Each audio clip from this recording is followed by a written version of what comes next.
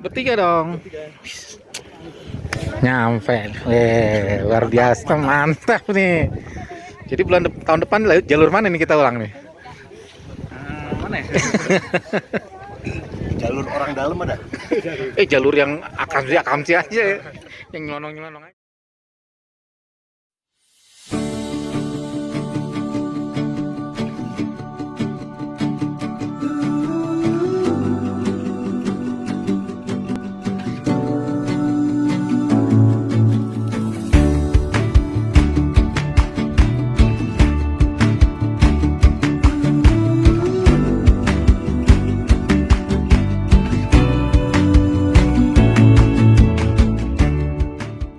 Bagi sebagian orang, mungkin sering kesulitan minta izin mendaki kepada orang tua atau keluarga. Wajar aja sih, secara aktivitas mendaki gunung ini mengandung resiko dan bahaya yang sangat tinggi.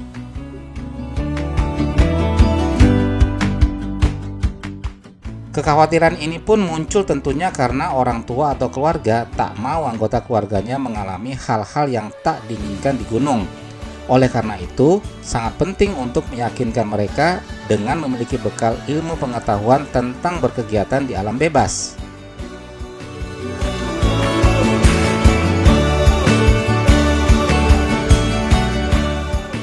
Dalam pendakian kali ini, saya dan teman-teman dari berbagai daerah akan mendaki secara tektok Gunung Merbabu. Jalur pendakian yang kami pilih adalah jalur Selo Gancik atau lebih dikenal dengan nama Jalur Gancik.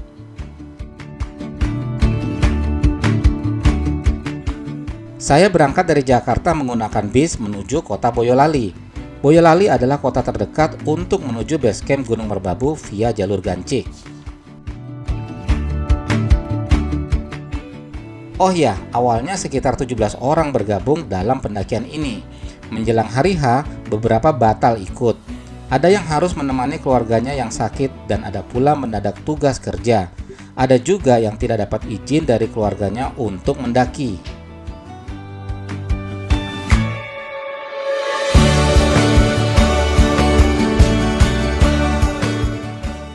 3-4 hari sebelum pendakian, beberapa teman info dalam grup WhatsApp berkaitan dengan prediksi cuaca Merbabu di hari pendakian. Menurut prediksi, cuaca akan berawan dan kemungkinan terjadi hujan. Dan di sekitaran Jawa Tengah pun sering terjadi hujan di hari-hari terakhir menjelang pendakian.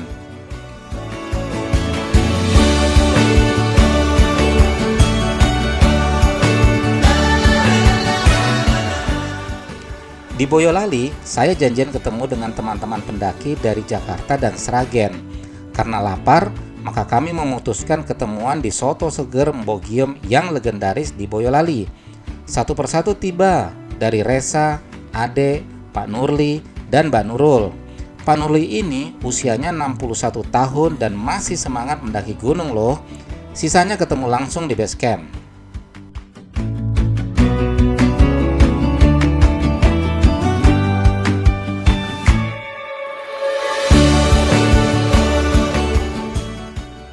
Dari Boyolali, saya dan teman-teman charter mobil untuk ke base camp Gancik. Gancik terletak di Desa Selo, Kabupaten Boyolali. Gancik atau Bukit Gancik ini tempat wisata berkonsep gardu pandang untuk melihat pemandangan dari ketinggian 3 gunung, yaitu Lawu, Merapi, dan Merbabu.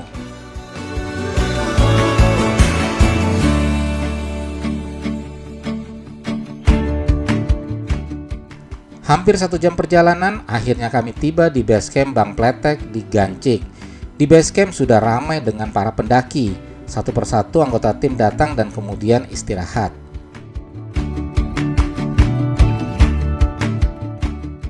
Jalur Gancik ini dikelola oleh warga lokal, jadi bukan di bawah Taman Nasional Merbabu. Jadi tidak perlu melakukan pendaftaran atau registrasi secara online untuk pendakian seperti jalur-jalur lainnya. Untuk mendaki via jalur ini, pendaki datang ke base camp di Gancik, kemudian didata KTP dan tidak ada biaya registrasi. Pihak base camp hanya mewajibkan menggunakan jasa ojek gunung untuk menuju pintu rimba atau ke pos 1. Itu hanya berangkatnya saja, pulangnya bisa jalan kaki ke base camp atau naik ojek kembali. Selain itu, Basecamp menerapkan kebijakan uang kebersihan dan bekal nasi untuk dibawa pendaki bagi yang mendaki tektok. Di Gancik ada sekitar 8 basecamp. Tidak semua basecamp terdapat lahan untuk parkir mobil. Sekalipun ada, hanya untuk 2-4 mobil saja. Jalan di depan basecamp rata-rata sempit, hanya dapat dilalui satu mobil. Jadi harus bergantian. Untuk pendaki yang menggunakan motor, dapat memarkirkan kendaraan sampai di basecamp.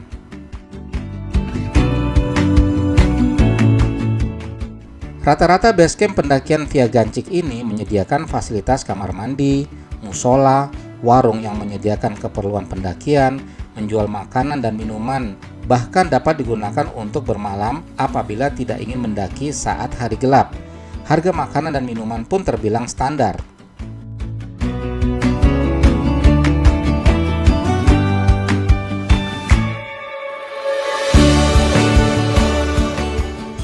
Jam 12 malam kami dibangunkan oleh pihak basecamp untuk bersiap-siap.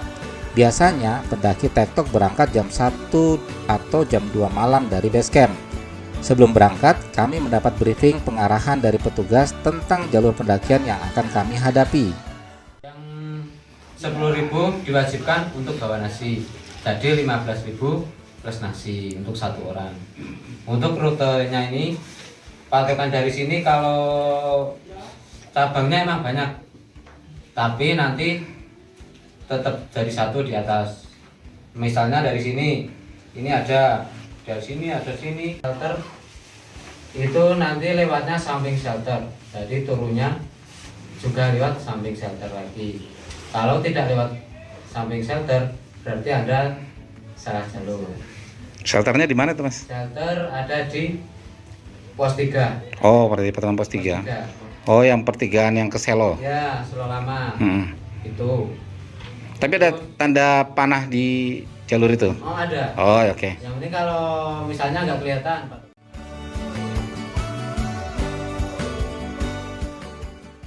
Saat itu Minggu dini hari, cukup ramai yang melakukan pendakian tektok.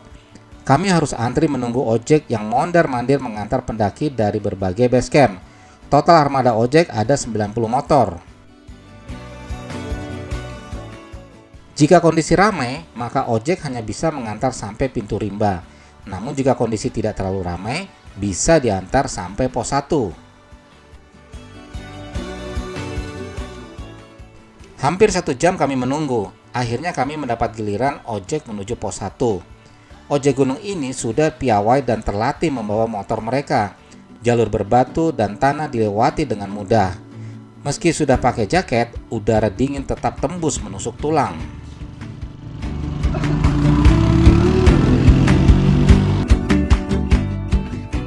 15 menit naik ojek, akhirnya kami tiba di pos 1. Pos 1 bernama Pos Senduran. Dalam arti falsafah Jawa, senduran yaitu isin mundur atau malu untuk mundur. Apakah yang dimaksud sudah jauh-jauh datang dan sampai titik ini terus mundur? Atau ada arti lain? Sejauh ini saya kurang paham sejarah pos ini. Mungkin teman-teman ada yang tahu arti pos 1 ini, bisa komen di bawah ya.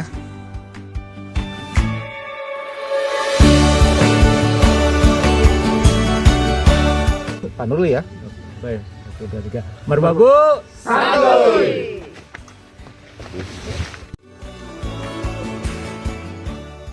Setelah berdoa, kami pun memulai pendakian. Jalur menuju pos 2 cenderung landai dengan sesekali menanjak. Di jalur ini jarang ditemui pohon-pohon besar, jadi lumayan terasa dingin angin malam. Sepanjang jalur, Gunung Merapi yang gagah berada di belakang kami. Karena cuaca cerah, maka kelihatan taburan lampu kota di bawah sana menemani pendakian ke pos 2.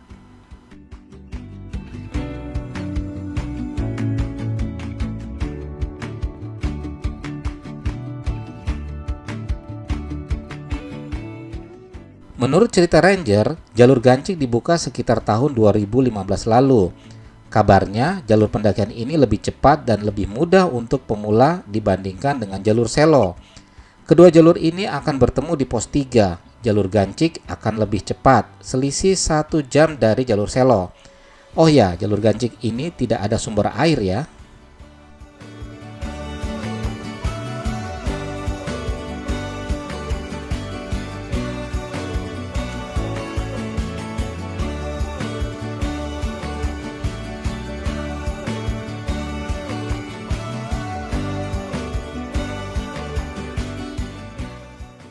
30 menit mendaki, akhirnya kami tiba di pos 2 pentur atau pentor. Nama ini istilah bahasa Jawa yang artinya penutur. Seorang guru memberikan wejangan kepada muridnya.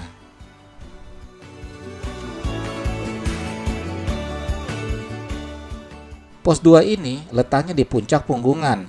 Jadi ketika sudah menginjak trek datar, berarti pos 2 sudah dekat. Pos 2 berupa tanah datar dikelilingi rumput ilalang. Jarak pos 2 ke puncak masih jauh, jadi jarang pendaki camp di pos ini.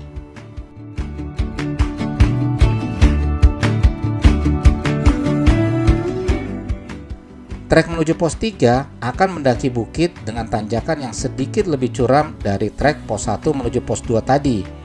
Kondisi di jalur ini lebih terbuka daripada sebelumnya, jadi angin yang berhembus terasa lebih kencang.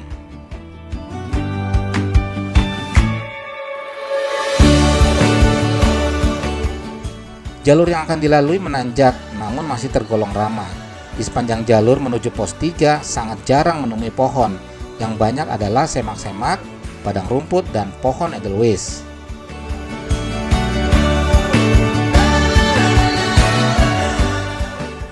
Jalur pendakian berupa tanah licin menanjak, harus ekstra hati-hati melangkah. Untuk memudahkan melangkah, bisa berpegangan dengan batang pohon, akar atau rumput di pinggir jalur. Bahkan, di beberapa titik disediakan tali untuk memudahkan mendaki jalur yang licin atau curam.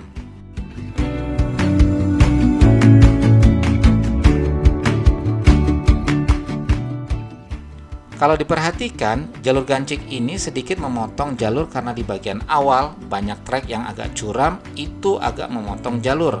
Sedangkan jalur Via Selo agak zigzag. Itulah kenapa jalur gancik disebut-sebut lebih cepat sampai puncak. Dan dulunya jalur gancik ini digunakan untuk evakuasi ketika ada pendaki yang mengalami kecelakaan karena jalurnya memang lebih pendek.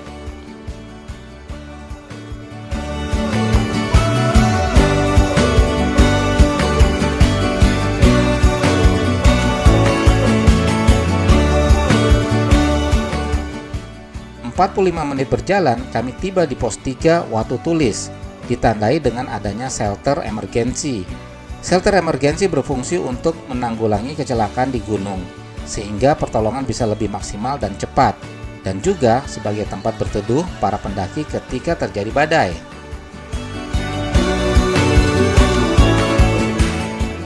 Disebut pos Batu Tulis, menurut sejarah Batu Tulis ini tempat belajar. Pos 3 ini adalah pos pertemuan antara jalur pendakian Via Gancik dan Selo. Tempat ini landai dan sangat terbuka, sehingga banyak angin. Jadi disarankan tidak mendirikan tenda di sini.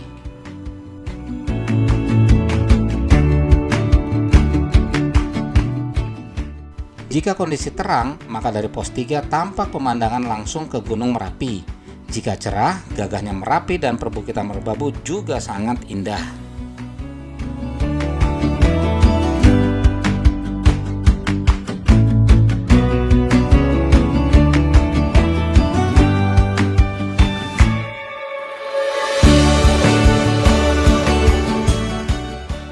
Menuju pos 4 atau dikenal dengan Sabana 1, sangat terjal dan licin. Untunglah ada tali disediakan untuk pegangan. Jalur trek berupa tanah yang tergerus dengan air hingga tampak berlubang-lubang tak beraturan. Harus ekstra hati-hati dalam melangkah.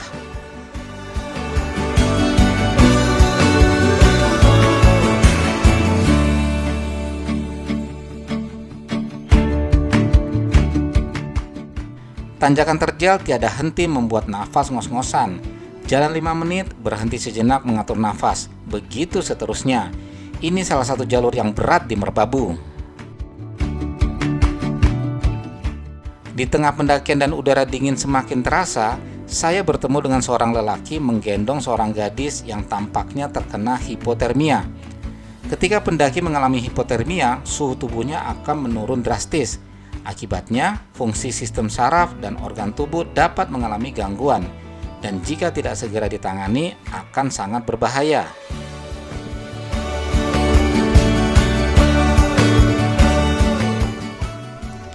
Satu jam mendaki, sekitar jam 4:15, kami tiba di pos 4 Sabana 1. Di sini tempatnya datar dan sangat luas sehingga banyak pendaki yang memanfaatkan untuk mendirikan tenda. Dulunya pos 4 bernama Pos Jemblongan sebelum diganti namanya menjadi Pos Sabana 1. Jemblongan artinya bagian tanah yang amblas, seperti adanya sebuah sumur keramat yang dibuat ritual oleh penduduk lokal Selo. Ritual biasanya dilakukan saat malam pergantian tahun dalam kalender Jawa yang biasa disebut malam 1 Suro atau 1 Muharram. Dengan nama lainnya adalah upacara sedekah gunung. Kegiatan ini menjadi salah satu simbol spiritual masyarakat Jawa. Makna dalam tradisi ini adalah ngalap berkah, artinya agar setiap usaha atau kegiatan yang dilakukan masyarakat Selo selalu mendapatkan berkah dari Tuhan.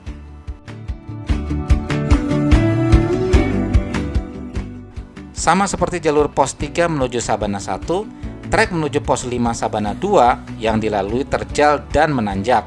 Beberapa kali kami berhenti untuk mengatur napas. Pendaki lain memberi semangat bahwa Sabana 2 tinggal beberapa langkah lagi. Trekking di malam hari dan kondisi cukup ramai pendaki sedikit menyulitkan saya untuk mencari dan mengenali anggota tim. Paling mudah mengenali adalah dari warna jaket yang dipakai. Saya berada di posisi belakang dari teman-teman bersama Resa dan Rozak. Kami saling menunggu jika ada yang tertinggal, sementara teman-teman lainnya sudah berada di depan.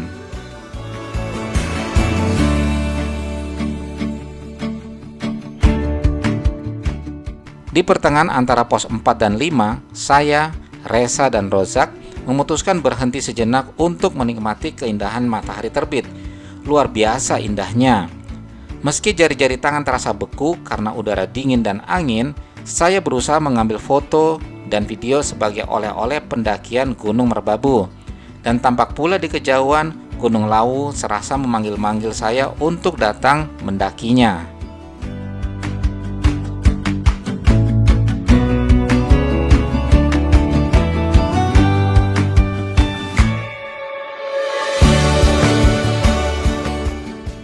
Mendaki malam di daerah rapat vegetasi dan di ketinggian gunung akan terasa pengap dan berat untuk bernafas karena oksigen di udara diikat oleh tumbuhan dan menghasilkan karbon dioksida. Ini sebenarnya sangat berbahaya dan dapat menyebabkan lemas bahkan pingsan. Itulah kenapa dibutuhkan fisik yang prima ketika mendaki gunung, apalagi dengan model tektok pendakian, karena tubuh dipaksa untuk menyelesaikan sebuah pendakian dalam waktu tertentu. Di Gancik sendiri ada peraturan bagi yang tektok, yaitu maksimal jam 7 pagi sudah mulai mendaki dan maksimal jam 5 sore sudah berada di base camp kembali. Hal ini dilakukan untuk mencegah kemungkinan terburuk jika terjadi hal darurat di gunung.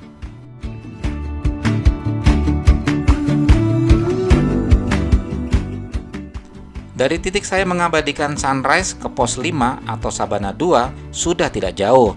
Dan ternyata tidak jauh dari tempat saya menyaksikan sunrise, saya pun bertemu kembali dengan seluruh anggota tim. Rupanya mereka menunggu kami sambil menyaksikan sunrise juga.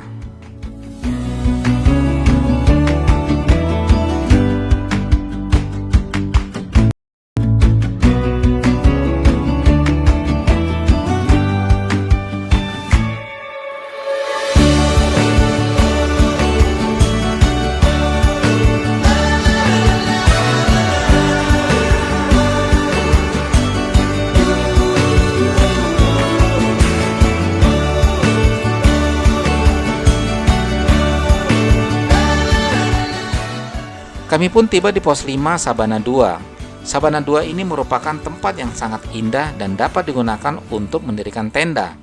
Dulunya pos 5 ini bernama pos Bubat Jaran, yang artinya ekor kuda, karena rumput di area ini seperti ekor kuda.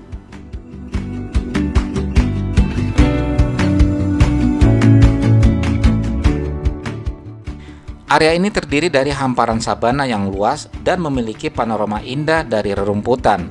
Karena kontur area Sabana 2 yang begitu lapang, cukup riskan saat badai menerpa.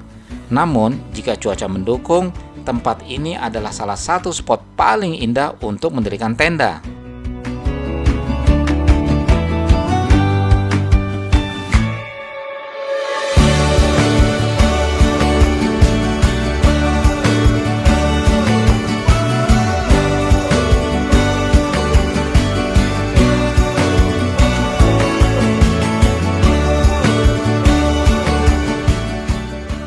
puas berfoto, kami melanjutkan pendakian menuju puncak Watu Lumpang.